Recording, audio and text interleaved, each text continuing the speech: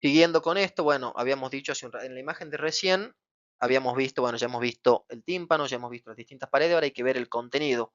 El contenido de lo que es el oído medio van a ser estos huesecillos. Acá, por ejemplo, está el tímpano, que va a estar unido con este hueso que es el martillo está unido con el yunque y el yunque está unido con el estribo y el estribo por medio del ligamento anular se une a la ventana oval de lo que es el laberinto óseo del oído interno y lo tapa de esa manera.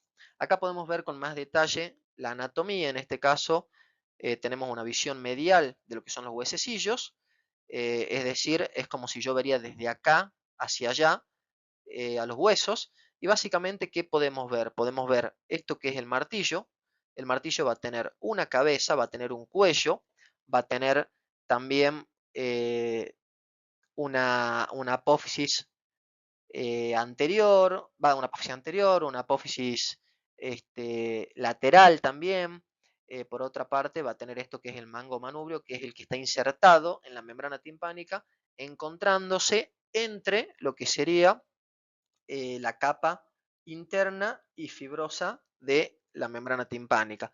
Bueno, la cabeza, como podemos ver, está articulada con la carilla articular del yunque, que va a presentar un cuerpo, va a enviar una rama corta hacia posterior y va a enviar una rama larga hacia inferior, la cual va a terminar en una apófisis lenticular que se va a articular con la carilla articular del estribo, que a su vez tiene una rama que bueno, lo podemos ver acá, que va a ser anterior y posterior, uniéndose en una base que es la que se une a la ventana oval por medio de lo que sería el ligamento anular y termina cerrando a esa ventana oval.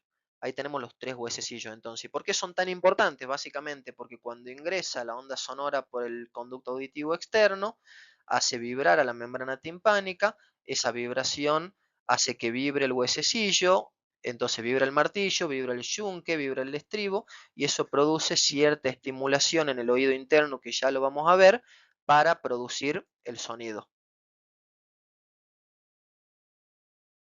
Entonces, para seguir entendiendo todo lo que estamos hablando, hay que ver un poco de lo que es el oído interno. En el oído interno, antes que nada que hay que saber, acá estamos viendo desde anterior, entonces tenemos oído externo, tenemos oído medio y tenemos el oído interno. El oído interno, bueno, si lo vemos desde acá, o sea, desde lateral, lo vamos a ver de esta manera. Y vamos a ver que de adelante hacia atrás tiene a la cóclea o caracol. Después atrás está esta estructura que es el vestíbulo y detrás del vestíbulo está el conducto semicircular, que este es uno, este es el anterior o superior, después el conducto semicircular posterior y después está esto que es el conducto semicircular lateral o externo. A su vez, bueno, acá en el vestíbulo podemos ver hacia la vista lateral que tiene a la ventana oval que estaba unida con el estribo, acá la ventana redonda que tenía una segunda membrana timpánica que es el tímpano secundario. ¿Qué es lo importante a tener en cuenta el oído interno? El oído interno está conformado por un laberinto óseo, que es lo que estamos mostrando en esta imagen, y dentro de este laberinto óseo va a haber perilinfa que va a estar como, digamos, dentro de esa perilinfa, a su vez va a haber otro laberinto que va a ser el laberinto membranoso. O sea, tenemos hacia afuera un laberinto óseo que adentro tiene perilinfa y adentro también tiene un laberinto membranoso. Todo lo que es óseo suele ser estructural, mientras que todo lo que es membranoso suele ser funcional. Tanto la cóclea como el vestíbulo, como los conductos semicirculares presentan tanto laberinto óseo como laberinto membranoso. Acá en esta imagen podemos ver los celestes, laberinto óseo, y acá está como recortado para poder ver que adentro tiene laberinto membranoso.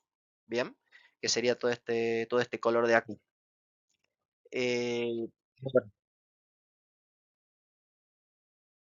Lo que hay que saber entonces del oído interno es que va a presentar de anterior a posterior a la cóclea, que es la que se encarga, es la que forma parte, por así decirlo, del aparato auditivo. Después por detrás va a estar el vestíbulo y los conductos semicirculares que se encargan de, eh, por así decirlo, la función vestibular. Como podemos ver, de la cóclea está saliendo el nervio auditivo, mientras que tanto del vestíbulo como de los conductos semicirculares salen fibras que terminan formando el nervio vestibular y después en conjunto forman el nervio vestíbulo coclear.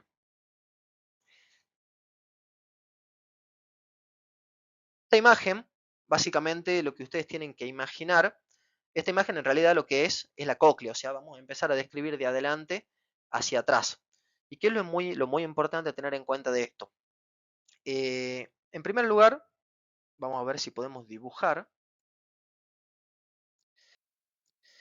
En primer lugar, nosotros teníamos el caracol que nosotros cuando lo veíamos desde adelante veíamos una estructura algo así como que iba girando,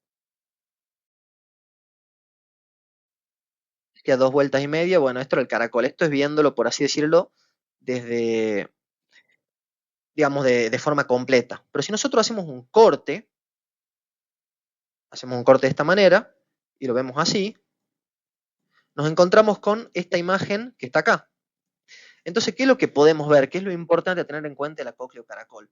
El caracol, o cóclea, básicamente va a estar formada por eh, un tubo óseo hueco que rodea a lo que sería un eje central, que es esto. O sea, acá hay un eje central que es vertical, que básicamente es hueso. Se conoce con el nombre de modiolo o columela. Y este modiolo o columela va a estar rodeado por tubos huecos óseos que forman al caracol. Entonces vamos a tener tubos que van rodeando a esta columela o modiolo en forma de espiral. Entonces va a haber una vuelta, va a haber 2 vueltas y va a haber 2 vueltas y media. 2 vueltas y media da entonces el tubo del caracol y de esta manera se forma esa estructura y así es como la estamos viendo con el corte. Ahora, ¿qué es importante tener en cuenta? Si nosotros, por ejemplo, hacemos un zoom de esta parte y lo llevamos hacia aquí, nos encontramos con esta imagen.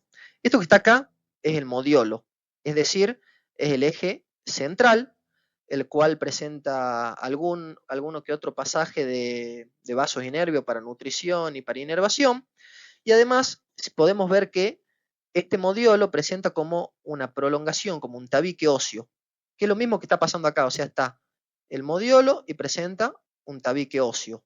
Bien, ese tabique óseo se dirige entonces desde medial hacia lateral y vamos a ver que desde ese tabique óseo van a salir distintas membranas que van a estar dentro de esto, que es el tubo, por así decirlo, el tubo óseo, que forma parte del caracol o de la cóclea. Entonces, de esta lámina ósea va a salir esta membrana, que es la membrana de Reiner, o también llamada membrana vestibular, y va a salir esta membrana que está acá, que es la membrana basilar. Entonces, de esta manera queda delimitado lo que sería el interior del caracol a lo largo de toda su longitud, o sea, ocurre acá, ocurre acá, ocurre acá, acá, también acá, o sea, ocurre todo el tiempo a lo largo de todo el tubo, va a quedar dividido el tubo del caracol en una rampa superior o vestibular, en una rampa media o rampa coclear y en una rampa timpánica. Bien, entonces hay una lámina ósea de la cual sale una membrana vestibular, una membrana basilar y se forman las 3 rampas. En la rampa vestibular y en la rampa timpánica hay que saber que va a haber presencia de perilinfa, mientras que en la rampa media va a haber presencia de endolinfa, que está formada gracias a la estría vascular que está en la pared lateral de esta rampa. Entonces acá va a haber endolinfa y no solo eso, sino que en esta rampa media sobre la membrana basilar se encuentra esto que es el órgano de Corti. Y el órgano de Corti va a tener distintas células que gracias al movimiento de la endolinfa van a ser estimuladas y al ser estimuladas permiten enviar información hacia el ganglio de Corti y finalmente ese ganglio de Corti va a hacer que salgan distintos nervios cocleares que van a terminar formando el nervio auditivo. Bien, ¿y cómo funciona todo esto? Dijimos que había líquido acá. Entonces, cuando nosotros nos ingresa aire por el oído externo, va a pasar por el conducto auditivo externo, va a hacer vibrar a lo que sería lo de la membrana timpánica y los huesecillos, y ¿qué es lo que tenemos que entender como relación anatómica? Esta rampa vestibular, si nosotros nos vamos hacia el lateral, por así decirlo, va a estar conectada con lo que sería la ventana oval. Mientras que la rampa timpánica va a estar conectada con la ventana redonda. Entonces, como la rama vestibular está conectada con la ventana oval, ¿qué pasa? Cuando vibra la membrana timpánica, vibran los huesecillos, eso hace que se produzca cierta presión por medio del estribo hacia lo que es la ventana oval y por lo tanto al contenido de la rampa vestibular, y eso genera cierto movimiento que va a hacer que haya estimulación de las células ciliadas que están, por ejemplo, en el órgano de Corti, y se va a producir un estímulo que finalmente se va a convertir en un estímulo nervioso para que llegue por el nervio auditivo hacia el sistema nervioso central. Pero bueno, acá un poquito más de lo mismo. Acá tenemos a la parte más anterior del oído interno, tenemos a la cóclea, entonces tenemos el tubo que da 2,5 vueltas, que como podemos ver, bueno, esto va a ser lateral y esto va a ser medial. Vamos a tener el laberinto óseo, que a su vez va a tener a esta lámina ósea que va a dar origen a la membrana vestibular o de Reiner y a la membrana basilar, sobre la cual está apoyado esto que es el órgano de Corti. Y vamos a tener entonces a la rampa vestibular, a la rampa media y finalmente a esta rampa que está acá, que es la rampa timpánica. Y esto se mantiene con esta disposición a lo largo de todo el tubo, es decir, a lo largo de las 2,5 vueltas, hasta que llega a este punto, al vértice, en el cual ya no están separados lo que sería la rampa vestibular y timpánica, y acá se produce como una conexión, y esa conexión se conoce con el nombre de helicotrema. ¿Y por qué es importante? Porque el líquido que está, o sea, la perilinfa que está en la rampa vestibular, por aquí pasa a lo que sería la rampa timpánica.